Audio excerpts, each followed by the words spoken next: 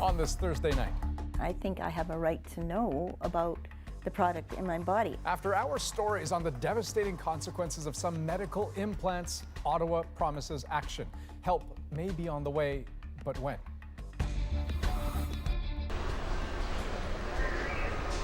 After a brutal week in Canada's auto sector and oil industry, At Issue is here to talk about what governments should be doing.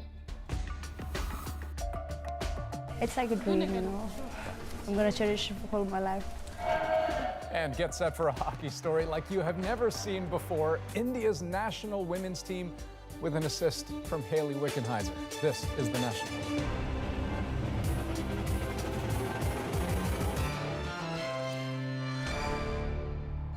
It involved months of talks, it sparked simmering tensions, and along the way came some unprecedented tariffs.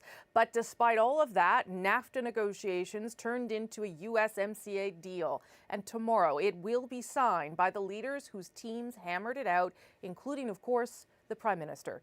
Katie Simpson is traveling with Justin Trudeau in Buenos Aires and has the details.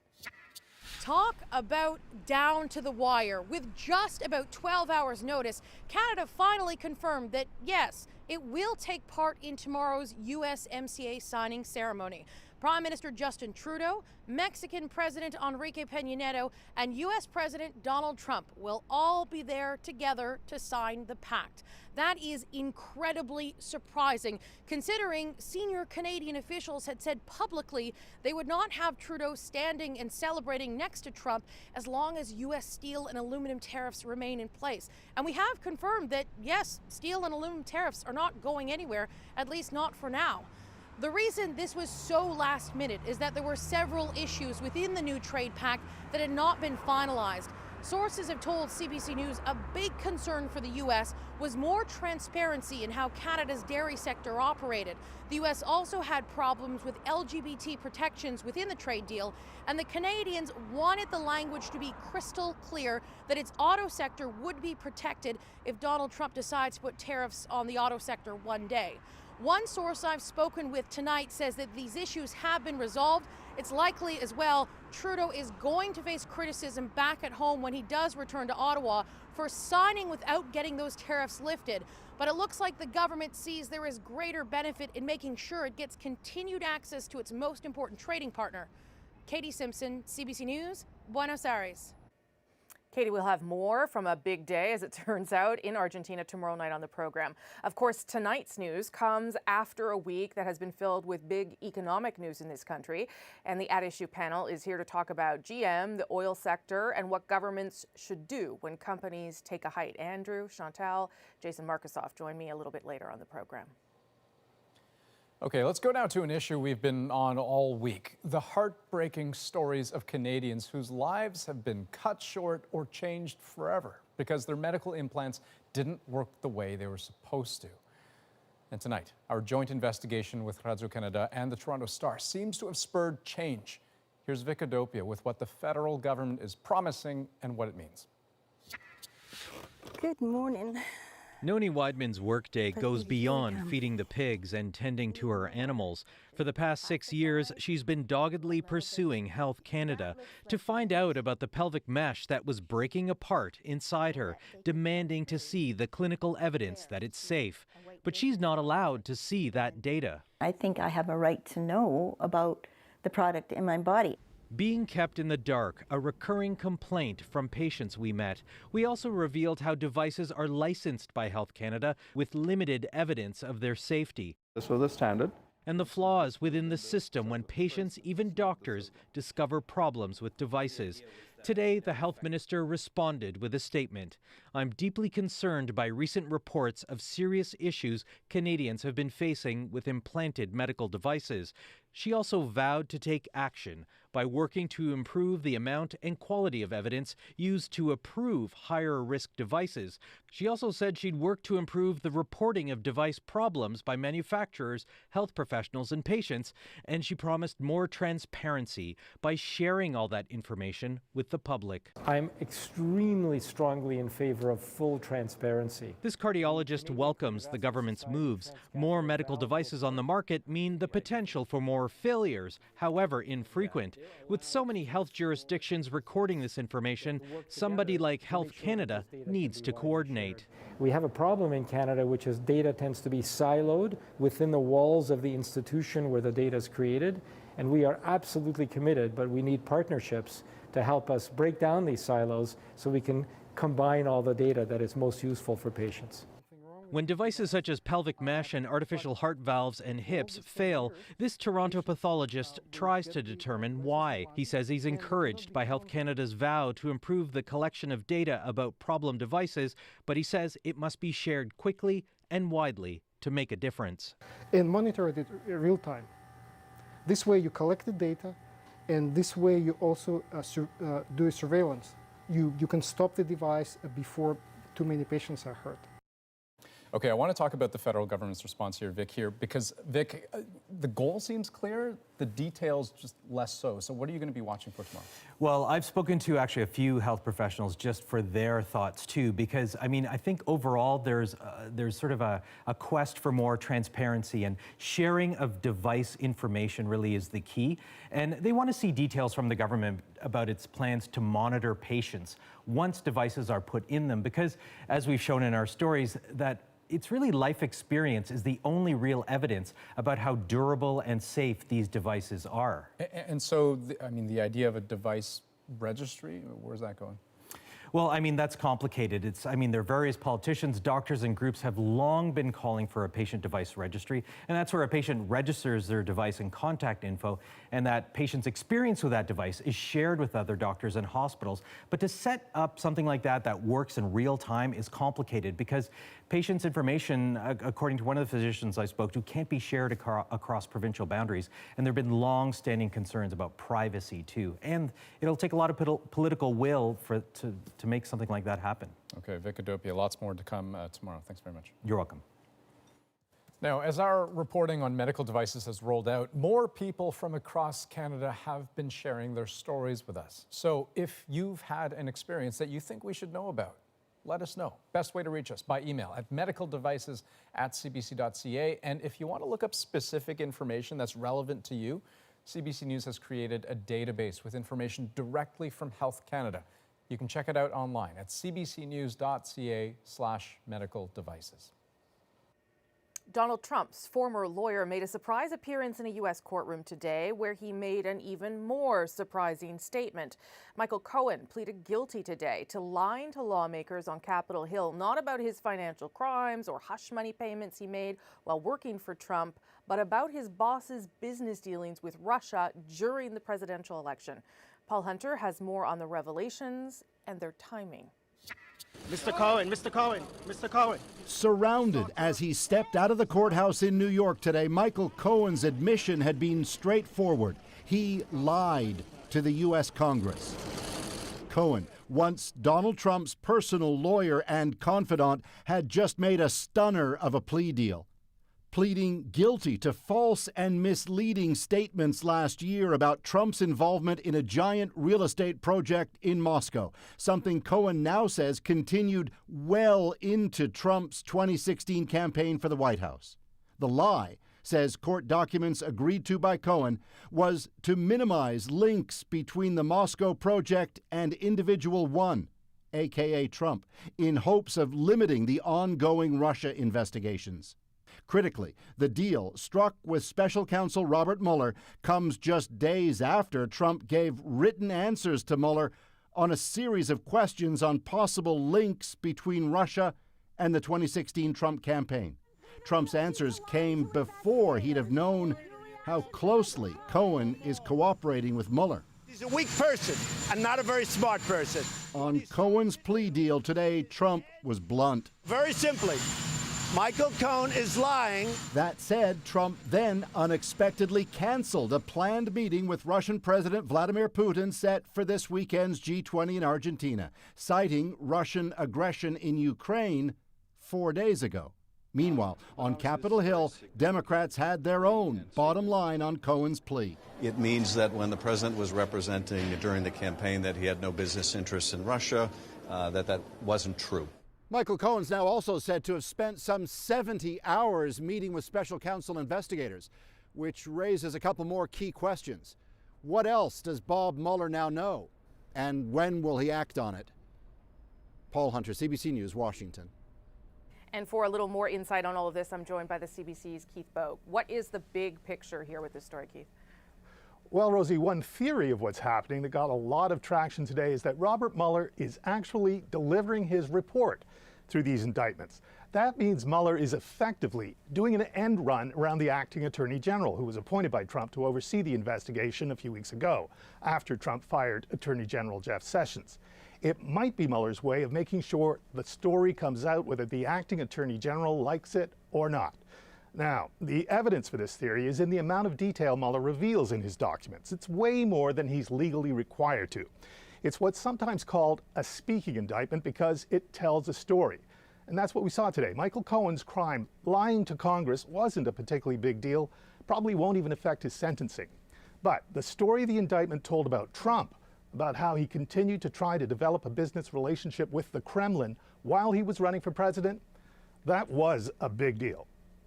Okay, so given that and given what Mueller seems to be doing here, what might we see next? Well, we might get a lot more of the story as early as tomorrow. Remember, this week Mueller backed out of a cooperation agreement he had with Paul Manafort, Trump's former campaign manager. Mueller said Manafort had been lying to him and that he'd give a detailed account of those lies in his sentencing report, and that sounds like another speaking document might be on its way. Okay, so more to come. Thanks for that, Keith. The CBC's Keith Bogue in Washington tonight.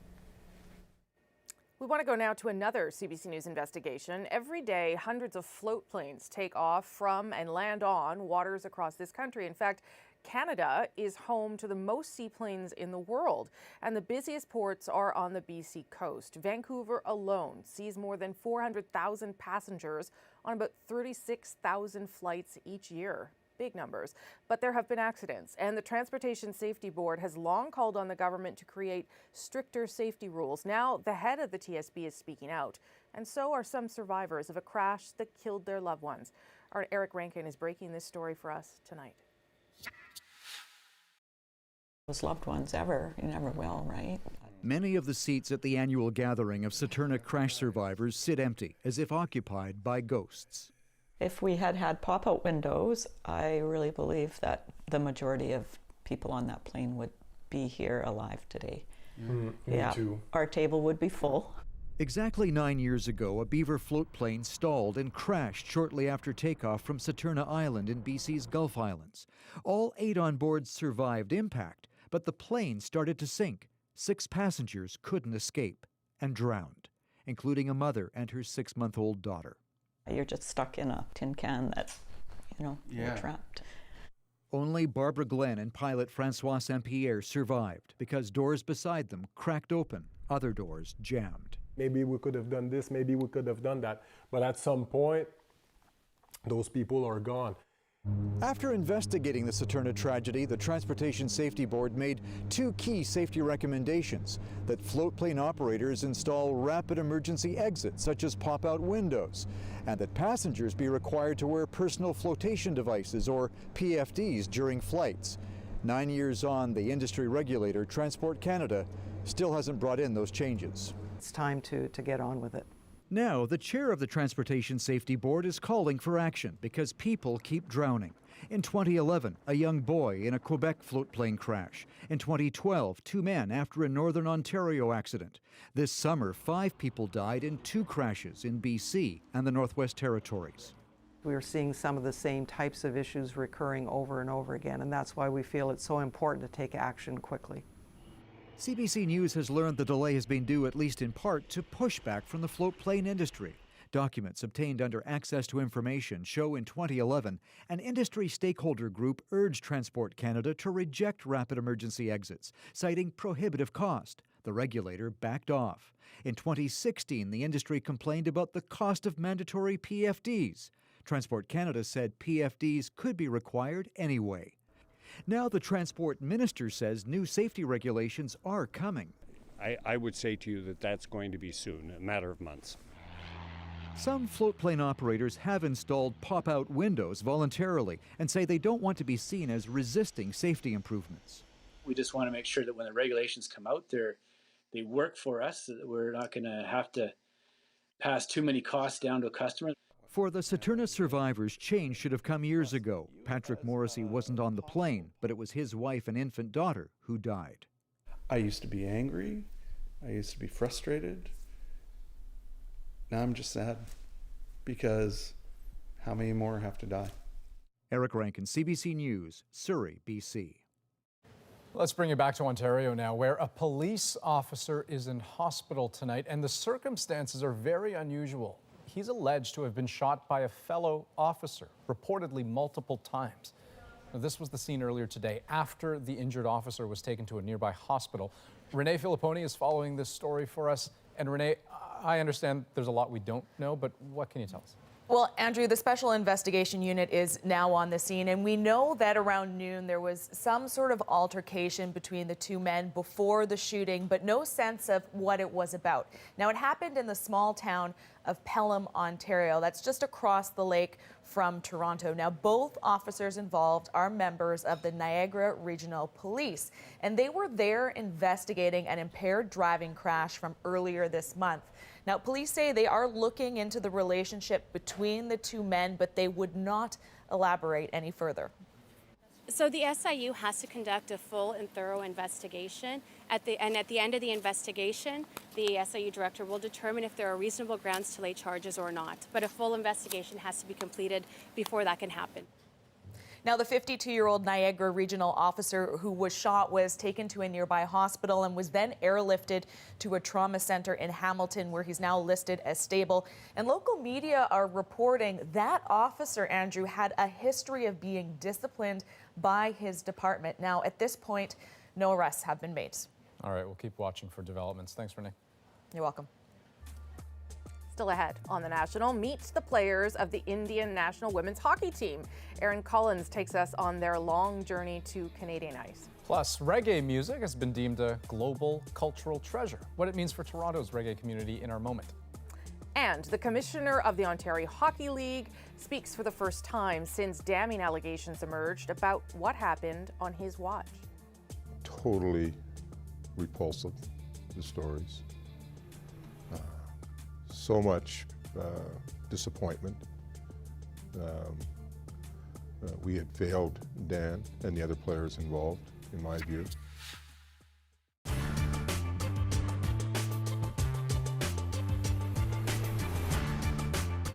Bilingualism and duality are not the same thing. Bilingualism means one institution serving you in two languages. Service New Brunswick, for example, English or French, your choice.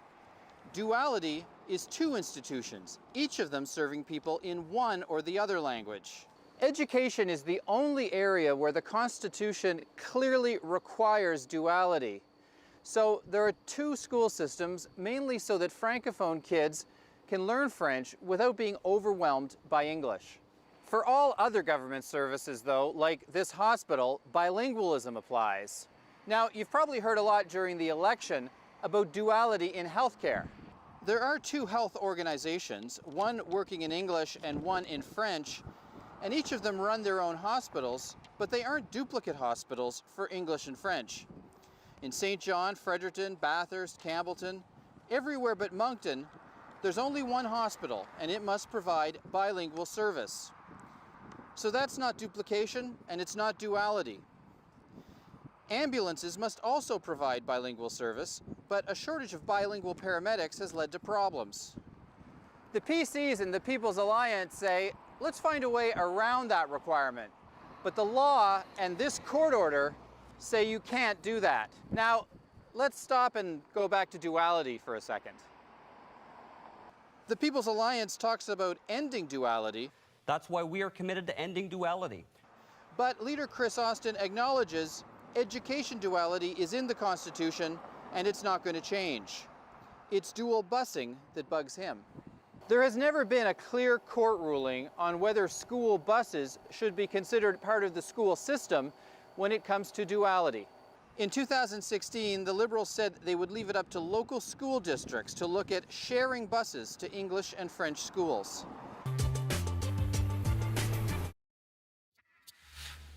This week, former NHLer Daniel Carcillo revealed that when he played junior in the early 2000s, he suffered continual abuse at the hands of teammates. It was an account echoed by others, young players pursuing their dreams while living a nightmare of violence and degradation.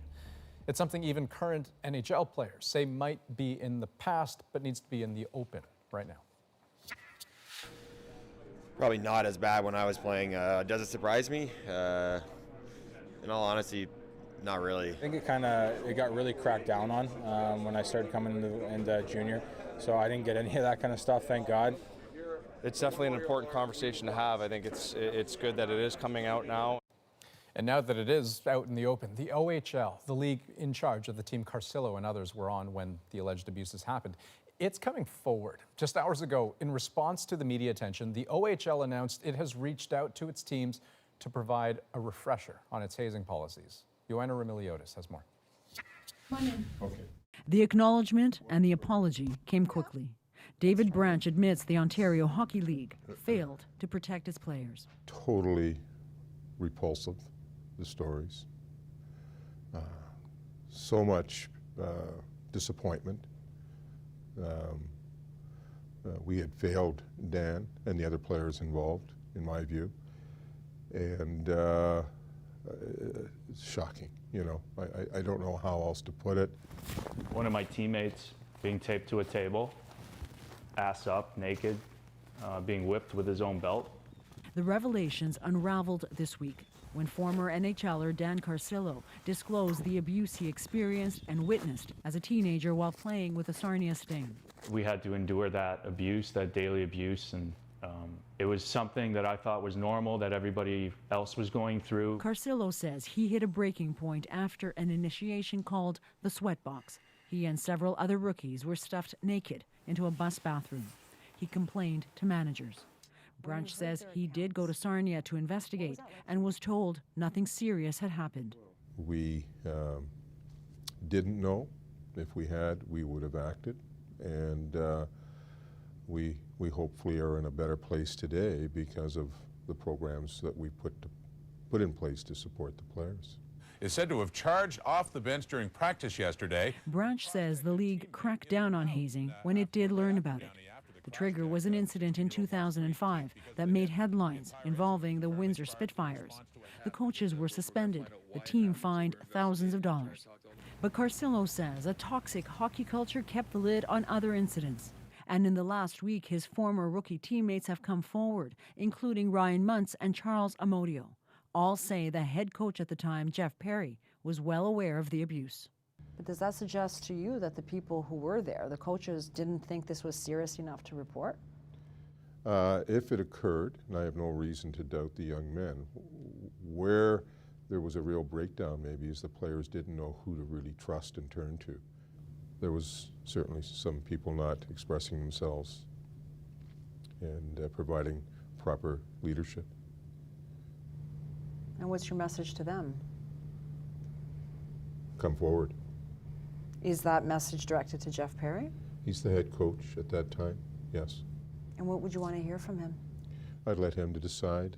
I don't want to tell him what he should be saying. He should know what to say. Perry didn't respond to our questions, but Carcillo told us Perry called him this evening to offer an apology. Carcillo says he's not sure he can accept it. Joanna Remiliotis, CBC News, Toronto. Okay, next on The National, from GM to the oil sector, there is job and some economic uncertainty across the country. So the At Issue Gang is here to answer what should governments do or not when work dries up.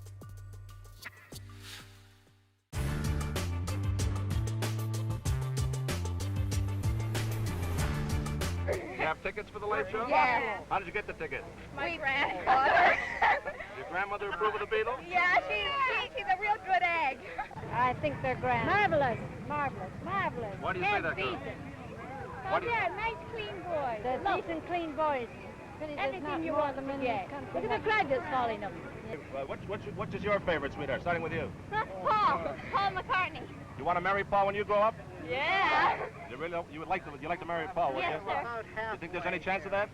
No. Yeah. How about you, dear? Ringo Starr. Why is he your favorite? He's a doll. All right, well, how about you, sweetheart? Who's your favorite? Paul. Why? Because he's cute. How about you, sweetheart? Who's your favorite? George. All right, what happens to you girls when you see the Beatles? Nothing. We get all hairy. You just go hairy. You're hairy already. Do you have any boyfriends, kid? Yeah, they don't like this either. Boyfriends don't like the Beatles? Right. No. And why don't your boyfriends like the Beatles? They're jealous. I don't like the Beatles. You get somebody like Peter, Paul, and Mary, now they have style. I hate the Beatles. No, they are folk singers. There's nothing to the thing Beatles. they sing is just, there's nothing to it. Beatles are bad news. You expect this affection for the Beatles to last forever, dear? No, for another 6 months. Yeah. No, no. At least. At least, yeah. And then, are you going to find somebody else afterwards, dear? No, we'll always be true fans. Oh. Bless you. Can you give me your name, sir? Yes, Jack Posland. And are you a Beatle fan, Mr. Posland? I like the Beatles, yes. Who's your favorite Beatle, Mr. Posland? Well, I like them all. I guess it's, I think Paul and Ringo, I guess, are my favorites. Have you modeled your haircut on that of Ringo's Starr? No, I don't know. I just grew it and did it the best way I knew how. Do you feel that you resemble Ringo Starr? Well, a lot of people seem to think I do. Do what? Resemble Ringo a little bit. How old are you? I'm 26. 26 years old, eh? And you're still a Beatle fan? Well, I like them. One of the Beatles is your favorite. Paul. What happens to you when you see Paul? I don't know, I go nuts, I guess.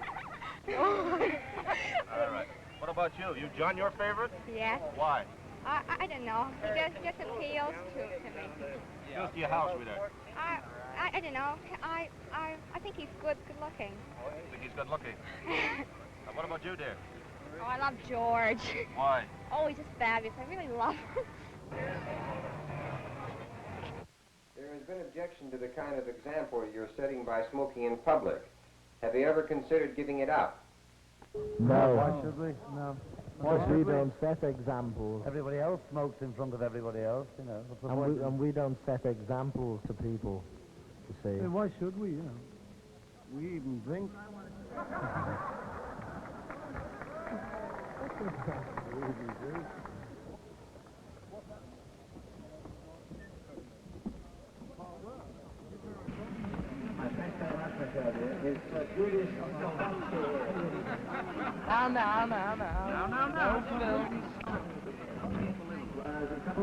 All right, can you girls tell me how much trouble have you gone to see the Beatles here in Toronto? Sandy? Yeah. Describe I hope some they've of it. been appreciative. I Yeah. doubt that. I doubt it. Tell who's appreciative. Well, I know Paul is because he always waves with everybody, Yeah, but the so others Sean. ignore you.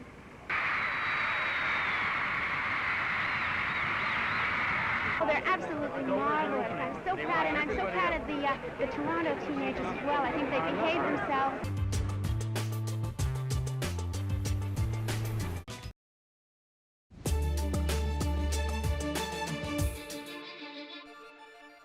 Welcome back. Here's a quick look at some of the stories we're keeping an eye on tonight on The National. Starting with a dollar value just released today on the amount spent on so-called irregular immigration. That's the term for asylum seekers entering the country illegally outside official border points. A parliamentary budget report says Canada spends about $14,000 per applicant. That's for the RCMP, military, border control, immigration and refugee processing services, plus interim healthcare costs. Stats Canada says more than 2,000 hate crimes were investigated by police last year, a 47% jump from 2016. Most were property crimes like graffiti and vandalism, but the horrific Quebec City mosque shooting was also included. 6 Muslim men were killed that January and several others seriously hurt. It has been nearly 2 months since the vile, premeditated murder of journalist Jamal Khashoggi at the Saudi consulate in Istanbul, and the explanations offered to date by Saudi Arabia lack both consistency and credibility. Well, just ahead of the G20 summit, Foreign Affairs Minister Chrystia Freeland announced today Canada's first measures in protest over the killing of journalist Jamal Khashoggi. The sanctions are being imposed against 17 Saudi nationals linked to the killing, so any Canadian assets they have will be frozen. They're also barred from entering this country. Worth noting, Crown Prince Mohammed bin Salman is not on the list. And a powerful winter storm has left tens of thousands of people without power in Atlantic Canada tonight. Power lines and poles were brought down by heavy snow and strong winds, some wind gusts hitting 100 kilometers an hour. As you can imagine, driving conditions pretty brutal. So officials are warning drivers to be extra careful out there.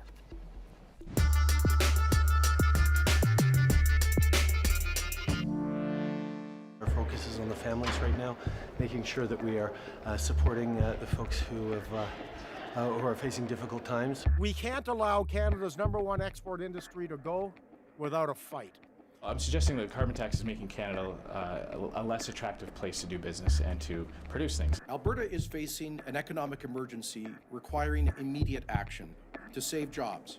We are essentially giving our oil away for free. Fiscal and economic insanity, my friends, insanity. The calls to action got a little louder this week between Alberta's oil sector and Ontario's auto industry. It's hard to ignore the economic and job uncertainty there. So how should governments respond, and at what political price? The At Issue Gang is here to unpack that and whatever else I come up with. Chantal Hébert is in Montreal. Andrew Coyne is in Toronto, and joining us this week is Jason Markusoff from Maclean's, and he is in Calgary. Good to see you. Okay, so let me start with sort of the broader question, and you can go to the specific industries if you want, but what could or should governments be doing in these kinds of situations? Chantal. Certainly looking for ways, if there are any, to soften the blows in the case of GM. I don't think governments can buy their way out of what is happening to this restructuring of a company, a private company. But certainly it is a major hit, and I think it's the business of government to ensure that this is a one-off and not the beginning of a trend in the auto industry. Right. So that's that. In the case of Alberta, of course, the federal role is a bit more complicated and complex because it involves pipelines.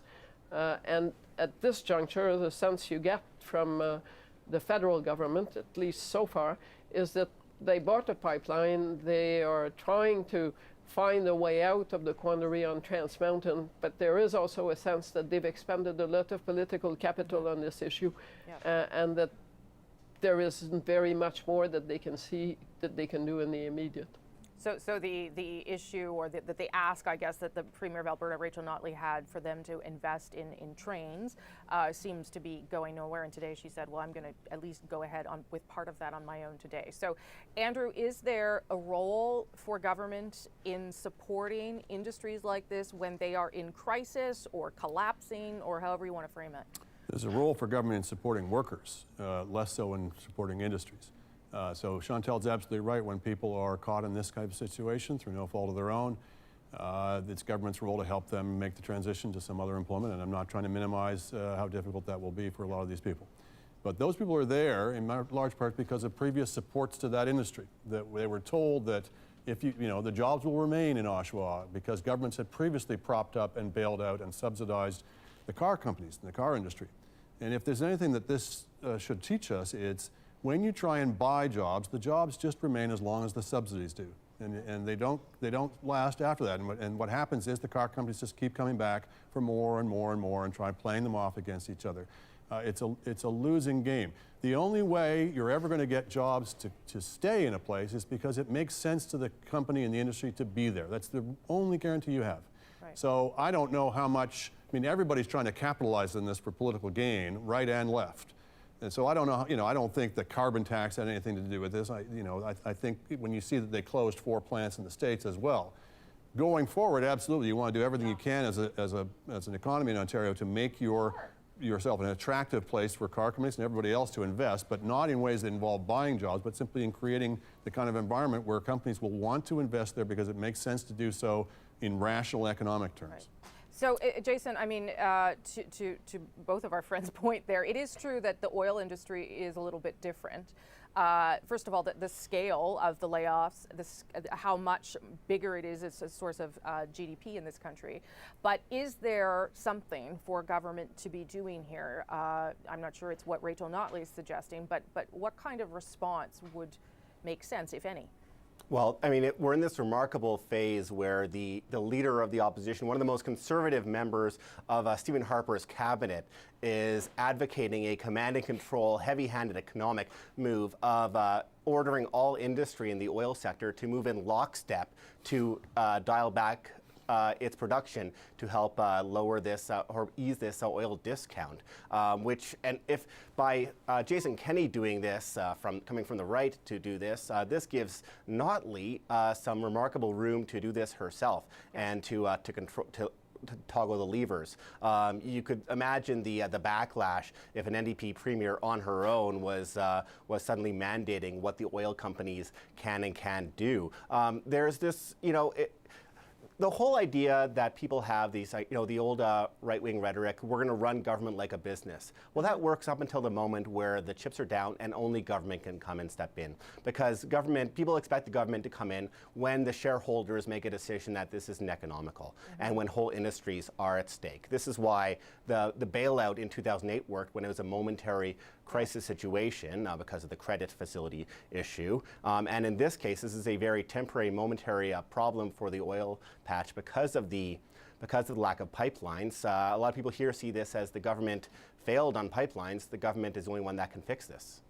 But if that were true, I mean, you could say to that, but we bought you a pipeline. I mean, that could be the government's response. Well, that's right. The pipeline is going to help a lot with the price differential when it's open. The pipeline's going to open at best maybe 20. If and when that's 2022, 2023. Even even Rachel Notley becoming a railway baron, as my colleague Paul Wells said the other day, is only going to help once those trains come online in December 2019.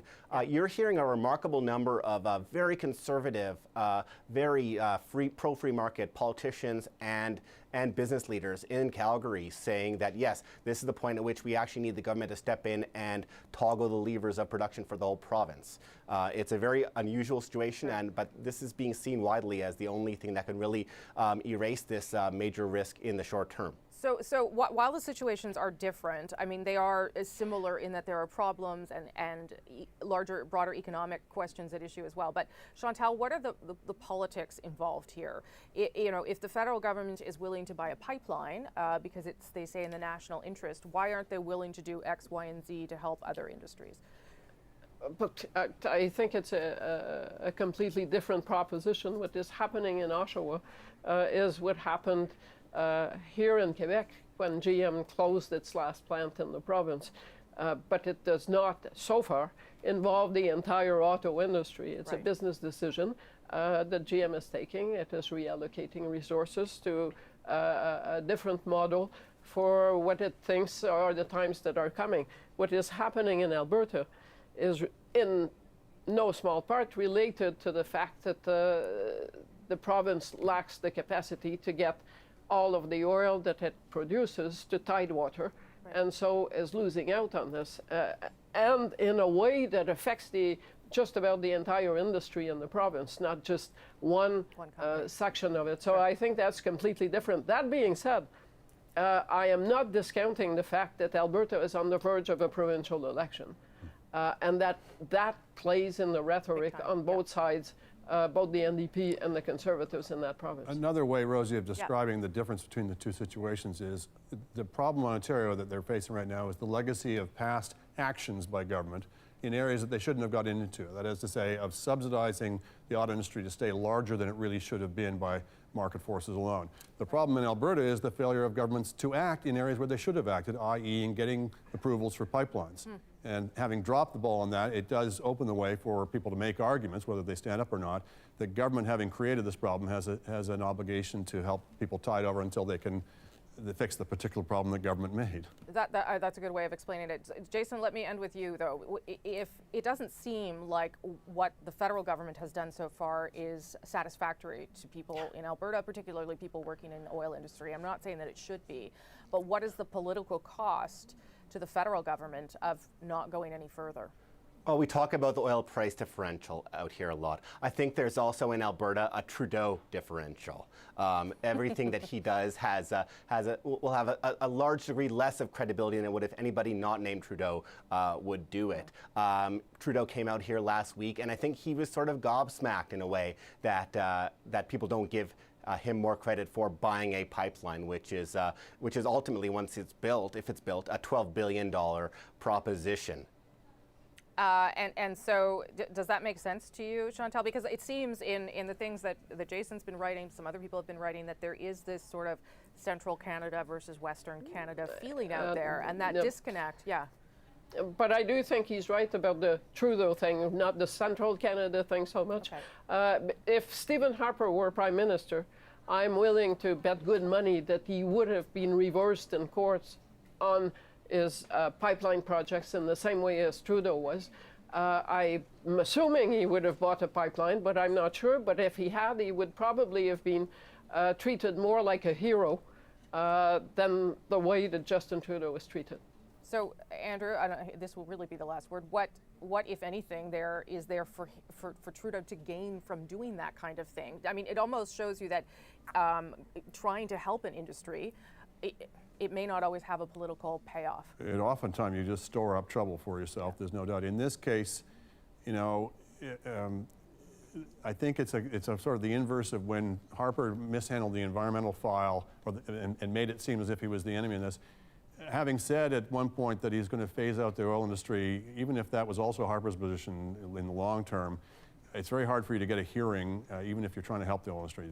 It's stamped on people's minds that Trudeau basically doesn't want the energy industry to exist, and whatever he does from this point, it's not going to buy him a lot of credit. Okay.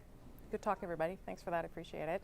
Before we go, be sure to subscribe to At Issue, the podcast, for extra content. This week, we're going to talk more about the fallout from Ontario's cuts to Francophone services, including within Doug Ford's own caucus.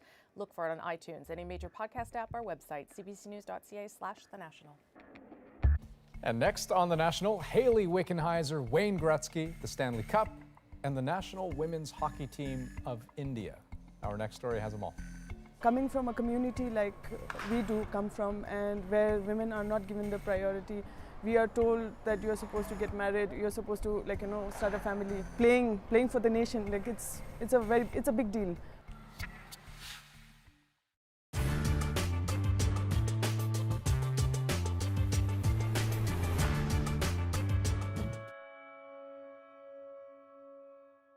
The Trump-Canada relationship started off on the right foot and with a strong handshake, a reassuring sign given Trump's previous string of awkward embraces. We have a very outstanding trade relationship with Canada. But Justin Trudeau's charm offensive appears to have worn off, and the list of Trump's beefs with Canada is only growing. First, there's NAFTA. I've never been a NAFTA fan, as you know. NAFTA's been a terrible deal for the United States, one of the worst trade deals in history. The fact is, NAFTA, whether it's Mexico or Canada, is a disaster for our country. The Trump administration argues NAFTA wiped out 700,000 American manufacturing jobs, insisting the trade deal made it easy for U.S. companies to pack up and move to Mexico, where labor is cheaper. But there is debate over whether the job losses were actually NAFTA's fault, or whether automation meant companies could simply be more productive with fewer workers. Then there's dairy. They don't take our farm products, many of them, and it's very unfair to our farmers, and it's very unfair to the people of our country. Trump has a problem with Canada's supply management system. Since the 1970s, this country has protected its farming industry. American farmers can send some dairy products into Canada tariff-free, but if they surpass a quota, then they're subject to tariffs of up to nearly 300%. Trump says that hurts the U.S. Farm Belt. But the U.S. government protects its dairy industry too, through about $20 billion a year in direct subsidies. All that said, they all might be making a mountain out of a molehill. U.S.-Canada dairy trade represents less than 0.1% of the entire trading relationship. Next, there's softwood. We will be putting a very big tariff on lumber, timber coming into this country. People don't realize Canada has been very rough on the United States. Everyone thinks of Canada as being wonderful, and so do I. I love Canada. but they've outsmarted our politicians for many years. Last year, Trump slapped tariffs on Canadian softwood worth about 20%. This isn't new. The U.S. has long argued Canada unfairly subsidizes the lumber industry. That's because most logging happens on Crown land. South of the border, it happens almost entirely on private land. So the cost to harvest, the so-called stumpage fee, is higher for American producers. Finally, there's NATO. We strongly support NATO. We only ask that all of the NATO members make their full and proper financial contributions to the NATO alliance, which many of them have not been doing. Either they pay up, including for past deficiencies, or they have to get out. And if it breaks up NATO, it breaks up NATO. For years, Canada's defense spending has been among the lowest in NATO. In 2014, all NATO members agreed to work towards spending 2% of their GDP on defense by 2024. Last year, the Liberals pledged to boost spending by 70% over the next decade. But even if that actually happens, it will still only bring Canada's total defense spending to just 1.4% of its GDP. The feds argue it's not about cash, but how countries contribute to NATO, like, for example, through troop deployment. NATO, NAFTA, dairy, and softwood. There's a lot that bothers Donald Trump about Canada. And believe it or not, the list could grow. Trump isn't even halfway through his 4-year mandate.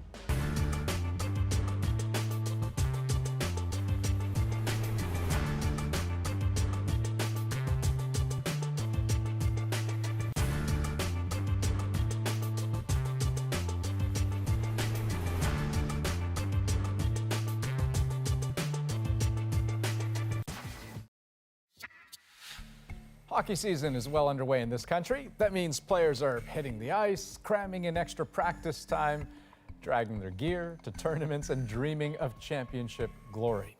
But tonight, Aaron Collins brings us the story of one team that had to travel a little farther than most to meet their competition.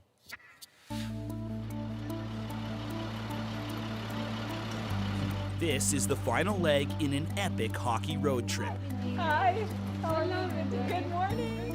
A 12,000-kilometer journey that brought India's national women's hockey team to Canada. India's best women here in Calgary to play teenagers, players in their 20s, doctors and PhD students off the ice, but serious underdogs on it. Are you nervous? Excited. Excited? Yeah? Have you ever been in a dressing room like this before? Never. It's like a dream, you know.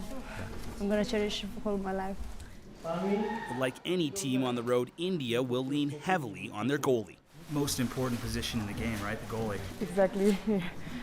We always call, like, you know, in our team, we always say this, that goalie is the backbone of the team, and like, you know, this is what I feel. Like, I really feel that way.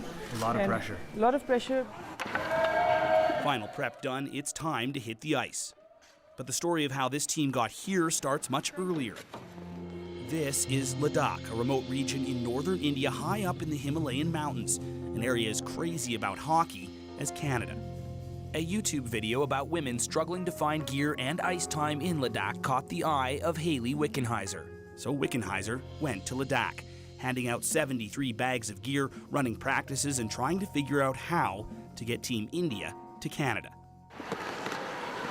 Well, it took less than a year to make that happen, and as Team India takes the ice in Calgary, well, their biggest fan is in the stands watching. I think these girls have had to fight for everything, and their families too. It's not traditional for a woman to want to play hockey like it wasn't when I started, right? So imagine what it's like being in the Indian Himalayas. But on this day, the biggest obstacle Team India faces is on the ice, down 5-0 early. I know you could help.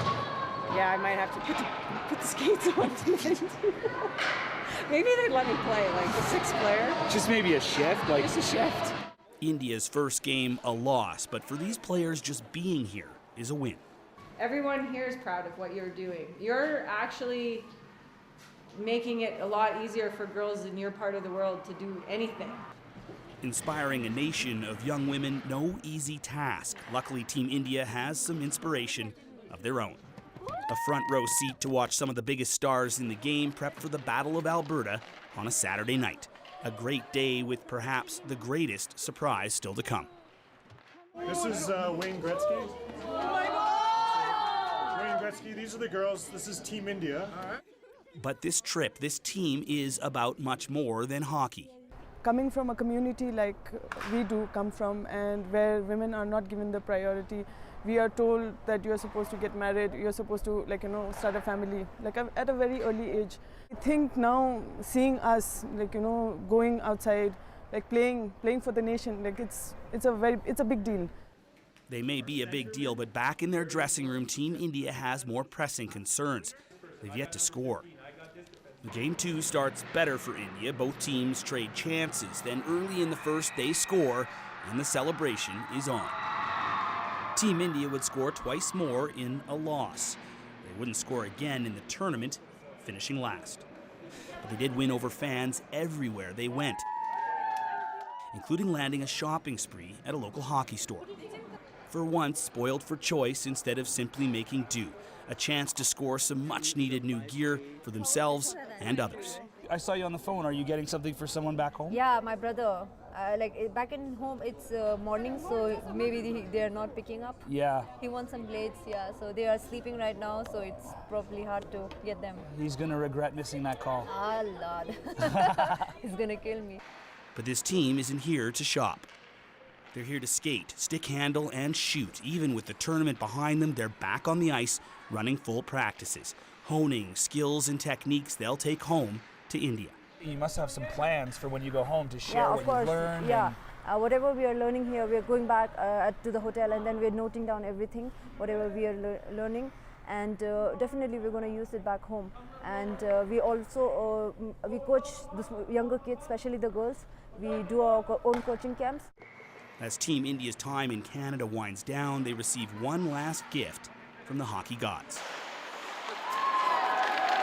A chance to hoist the sport's holy grail. Aaron Collins, CBC News, Calgary. Boy, there's a treat, huh? A reminder to check out our daily newsletter, which dives deeper into the stories that top our newscast, and it's also the home for reporters reflecting on the stories they cover. In today's issue, Aaron Collins writes more about the Indian women's hockey team and what it was like to cover their journey. You can check it out and subscribe at cbcnews.ca/The National. Love those girls and totally jealous about the Wayne Gretzky thing. Next on The National, the moment when UNESCO added reggae music to its global cultural heritage list. Hear the children crying. One love. Hear the children crying. Why this moment is worth so much more than bragging rights for reggae musicians. Next. But first, a familiar face comes back to your screen tomorrow night. Peter Mansbridge hosts a documentary called In Search of a Perfect World. It's nearly 70 years now since the UN adopted the Universal Declaration of Human Rights. With some of those rights now being questioned, Peter looks at who is defending them. We have a deeply built-in moral preference for us, not them, for our citizens, not for strangers. And the whole function of human rights, I think, is to cut against that. You know, I trust people who look and sound like me more than I trust people who look different from me. I can't help it. That's the way I'm done, the way most people are done. And human rights says, wait a minute, okay, that's fine, but don't push that so far that you end up creating a brutal world that will be unsafe for you and your children. Tomorrow, you can watch In Search of a Perfect World tomorrow at 9 p.m. on CBC TV, the CBC streaming app if you have that, and cbc.ca/watch. Or you can watch the repeat on CBC News Network Sunday at 8 p.m. Eastern and Pacific, and Thursday, December 6th at 10 p.m. Eastern and Pacific. You won't want to miss him.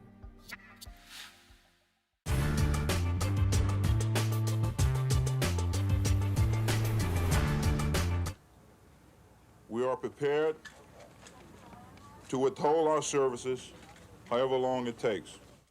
With that announcement yesterday, the NFL players' strike was on, and the prospects for an early settlement don't look promising. The players' commitment to a strike was demonstrated again before last night's New York Giant-Green Bay Packer game, as members from both teams exchanged symbolic handshakes of solidarity to the jeers of the crowd, a gesture which has preceded most NFL games this year. A clock ticking away the final seconds of last night's match could mark the end of the 1982 season. Little progress has been made in negotiations between players and management since they commenced last February. 3, 2, rolling. The key to understanding the dispute is television. To the American TV networks, the NFL means big money. So much so that last spring they agreed to pay the NFL $2 billion for TV rights for the next 5 years, the richest contract for any pro sport. The football players, who make less on average than baseball and basketball players, want a bigger slice of the NFL pie. The players are demanding half of that TV money. They want it paid out on a wage scale with incentives based on game performance. The NFL owners have rejected the players' proposals completely, charging that the union wants to take over the sport. To the average football fan, the strike poses a significant cultural void. I'm sure there is something else in life after football. I'm not quite sure what it is because I've never been there in 25 years. It'll be a very, very difficult void to fill, I can assure you.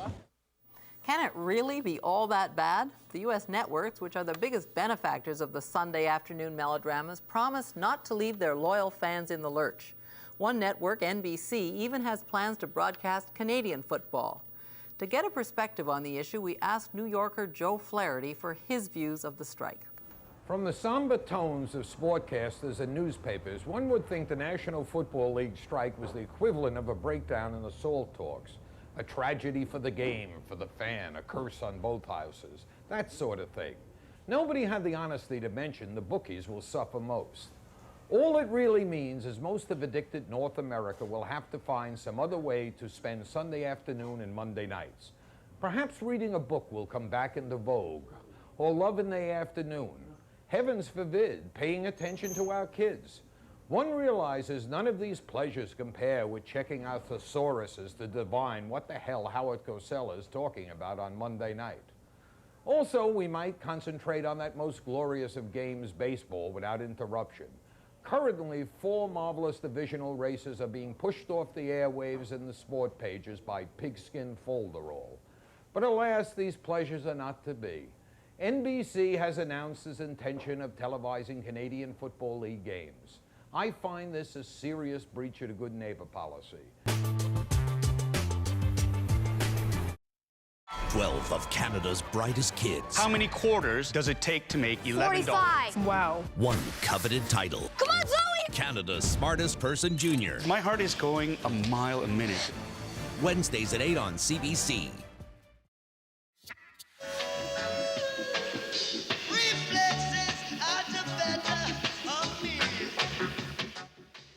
That is, of course, the immortal Bob Marley. His music heard by millions for decades and loved as well. But today, it found its way into an unusual place, which brings us to tonight's moment.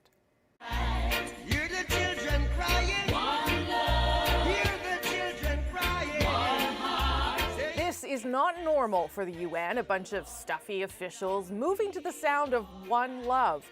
But today, reggae was added to the UN's list of cultural heritage to be promoted and protected. For the Jamaican delegation, cause for a little celebration. There's little doubt reggae rose fast from its roots in Jamaica in the late 60s, and within years, it was a worldwide phenomenon. And reggae music is synonymous with an escape into fantasy. It's music politically important from the Caribbean. Canada has long had a thriving scene. Stroll through Kensington Market any Saturday morning, and you're bound to hear the blaring coming from these speakers. It's reggae music. But talk to members of that scene today, and they say reggae needs protection and promotion more than you might think. Well, I hope that it opened doors for reggae music, because years ago you saw a lot of venues that you could play. Now you don't have that no more. The biggest fort of reggae music right now is in Europe and Japan. In Jamaica now, they only listen to hip-hop and dancehall. And if you tell them anything about the foundation, they brush you off like, who cares about that? That was then. So while reggae's message of love and unity is alive and well at the UN, the hope is it doesn't get lost where the music was born. So this website is where you can go and look up these proposals that more than 40 countries sent in things that needed to be protected. It's actually really odd and fascinating. For instance, one of them was bobbin lace making in Slovenia. What's bobbin lace making? well, you have to go look. You'll have to go and read it now. I can't explain it all now. Avalanche risk management in Switzerland. Like, there's really strange and unusual things per country. Right, and so, funny thing about that list, as you said, tons of different entries. I don't think Canada is actually anywhere on that list, and you'd think, I don't know, like maple syrup, something would be. That doesn't need protecting. That abounds. It has to be something that needs protecting. Well, okay, I don't fine. know. We'll come up with an entry next year. That's the national for this Thursday, November 29th. Good night. Night.